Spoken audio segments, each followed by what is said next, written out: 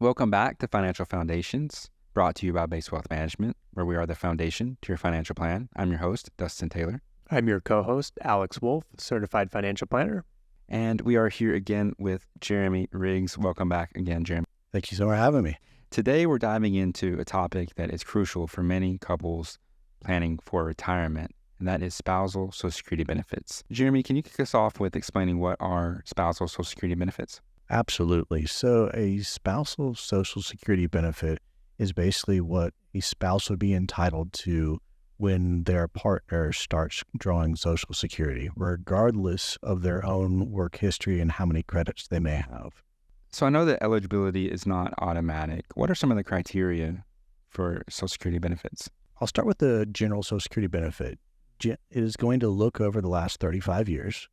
And you have to have worked at least 10 years. You get one credit per quarter. And that basically guarantees you some type of benefit based on your income over the years. The spousal comes as kind of like an add-on. So, for example, if you have one spouse that's been the main income earner and someone that, maybe took a break from working because they're raising kids, their spousal benefit is going to be a lot lower than what they could have earned over their working career.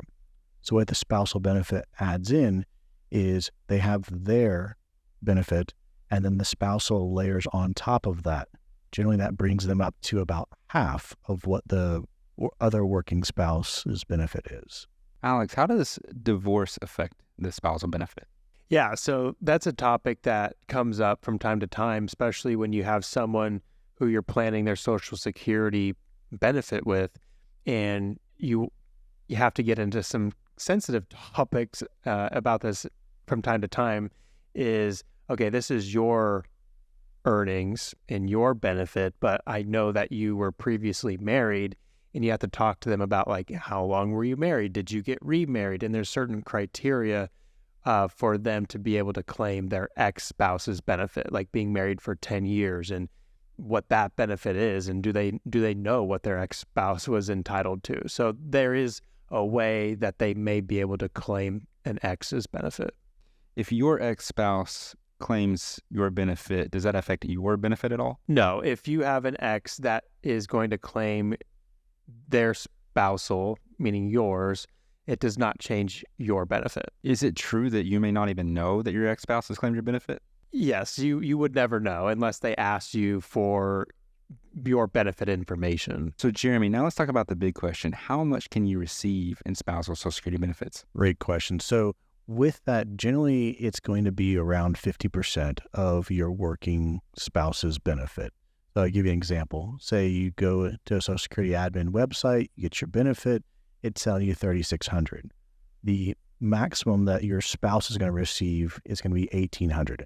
There's going to be their benefit they would have earned plus the spousal benefit added on top to come to 50%. Now, that's just the starting point. It can change depending on, do you claim it early?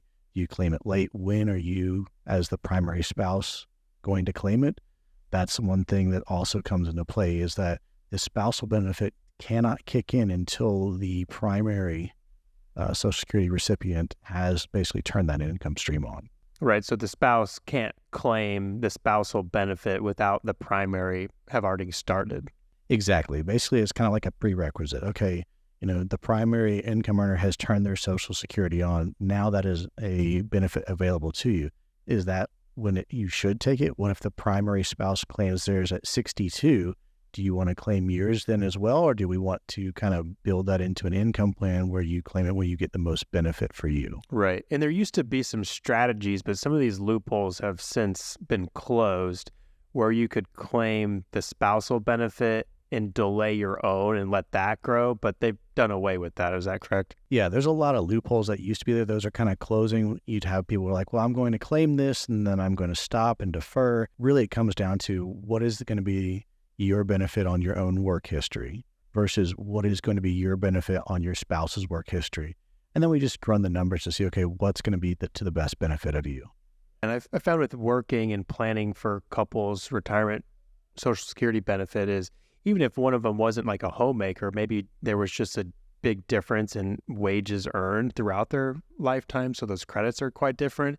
And even though they were working for most of their adult lifetime, they may still want to claim the spousal benefit if it's that much more than their own. Yeah, even if, like you said, one spouse didn't stay home, but maybe one had an opportunity and was offered to move into like a higher tier in a company. Maybe they moved up to be an executive, but the sacrifice was like, hey, this job's gonna be a lot more demanding. So one spouse is like, well, I'm gonna have a job that doesn't take it 60, 70 hours a week. Whereas the other spouse is like, I'm going to go and try to make as much money as possible. So it's just going to make sense. Their benefit at 50% is going to be higher than what you earned, even if there wasn't a long break in your work history. So we've already talked about one of the special cases and considerations being like, what if you're divorced? But what if you have multiple ex-spouses? Can they each claim the benefit? The answer is potentially. The caveat is if none of them had remarried, but you were married to them each for at least 10 years, then yes, likely. But if any of them had remarried since that divorce, no. So another case is if you die, how does that affect the spousal benefit? Yeah, so you can't claim both, unfortunately, as much as you would like to be able to claim yours plus your deceased spouse's. But you would just jump onto the higher one and claim that one, right, Jeremy? Yeah, absolutely. You would look at, well, what is your benefit versus your spousal benefit, even if they've passed. And then it's just going to be basic math, what's going to net the most money to you. All right, Jeremy, why should people pay attention to spousal Social Security benefits? It's a guaranteed benefit to you, and there's very few guarantees that we have when we're building an income stream. They're going to come from Social Security, they're going to come from pensions, they're going to come from an annuity. I feel like if we're leaving one of these off the table, that's a detriment to all of our clients. Like, it's our job as advisors to make sure they know all the options available to them, and then we can pick up the best option for them. As Jeremy said, it's important to consider all available income sources whenever planning for retirement. If you would like more insights about this topic and many more, you can visit our website at basewealthmanagement.com, subscribe to our YouTube channel, subscribe to this podcast. You can also submit any questions or future topics you want us to address on the podcast. You can send those in to us at question@basewealthmanagement.com. If you'd like to reach out to Jeremy and schedule an appointment, you can email him at jeremy@basewealthmanagement.com. Jeremy, thanks for joining us again. Thank you so much. I enjoyed it. Good to have you. I'm Dustin Taylor. I'm Alex Wolfe. And happy listening.